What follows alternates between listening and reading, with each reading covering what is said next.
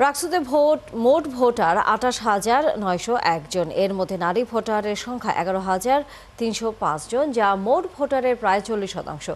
ধারণা করা হচ্ছে নারী ভোটারদের ভোট ব্লক এই নির্বাচনে টার্নিং পয়েন্ট হতে পারে। আরও জানাচ্ছেন মামুন হোসেন। এবারের রাকসু নির্বাচনে নারীদের ভোটের হার ৪০%। এদের মধ্যে বেশিরভাগই জুলাই আন্দোলনে গুরুত্বপূর্ণ ভূমিকা রেখেছিলেন। এবার দীর্ঘ ৩৫ বছর পর তাদের রাকসুতে ভোটাধিকার প্রয়োগ করলেন।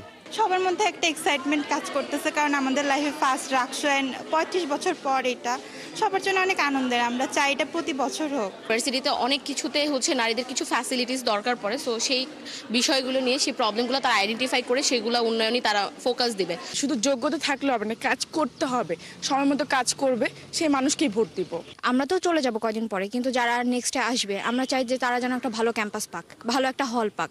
আমি পরিবর্তন চাচ্ছি, ছাত্রীদের যেগুলো সমস্যা আছে সেগুলো যেন সমাধান হয়। ভোর থেকেই নারীরা নির্ধারিত কেন্দ্রে গিয়ে ভোট প্রদান করেছেন।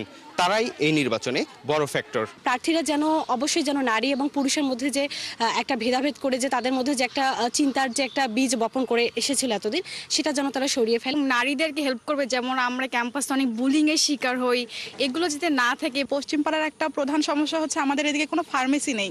তো আমাদের দেখা যায় এমার্জেন্সি কাজে আমরা এটা খুবই সাফার করি, যে আমাদের কোনো ফ্রেন্ডকে বলতে হচ্ছে যে একটা ওষুধ বা দরকারি কিছু দিয়ে যেতে, বা আমাদেরকে নিজেদেরকে এই রাতে বের হয়ে কাজলা বা স্টেশন বাজারে যেতে হচ্ছে। নারী পুরুষটাকে যে আলাদা করে দেখা হচ্ছে, সেটা যেন শিক্ষার্থী হিসেবে দেখা হয়। যোগ্য মনে হয়েছে, তারপর তাদেরকে ভোট দিয়েছি। রাকসুতে নারী ভোটার নারী প্রার্থীদের সংখ্যাটা একটু কম, আর তারা বিভিন্ন হ্যাসিটেশনের কারণে আসলে ঠিকভাবে অংশগ্রহণ করতে চায় না। রাকসুর ইতিহাসে এই প্রথম নারী ভিপি প্রার্থী হয়েছেন। ভিপি, জিএস ও এজিএস পদেও রয়েছেন নারী প্রার্থী। নারীদের প্রার্থী সংখ্যা ২৬ জন।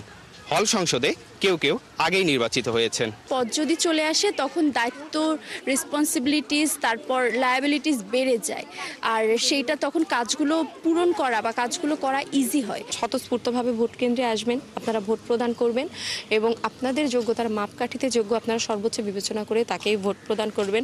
আমরা আশা রাখি যে যোগ্য প্রতিনিধি আসবে, আপনাদের নারীদের নিয়েও তারা ভাববে। আমাদের বুথের মধ্যে অনেকে প্রচারপত্র রেখে আসছে, একটা প্যানেলের প্রচারপত্র পাওয়া যাচ্ছে। এইভাবে এই বিষয়গুলো নিয়ে আসলে আমরা খুবই হতাশ। নারী ভোটার ও প্রার্থীদের চাওয়া তাদের নির্বাচিত প্রতিনিধিরা যেন তাদের যৌক্তিক দাবিতে সবসময় পাশে থাকেন। মামুন হুসাইন, ৭১, রাজশাহী বিশ্ববিদ্যালয়।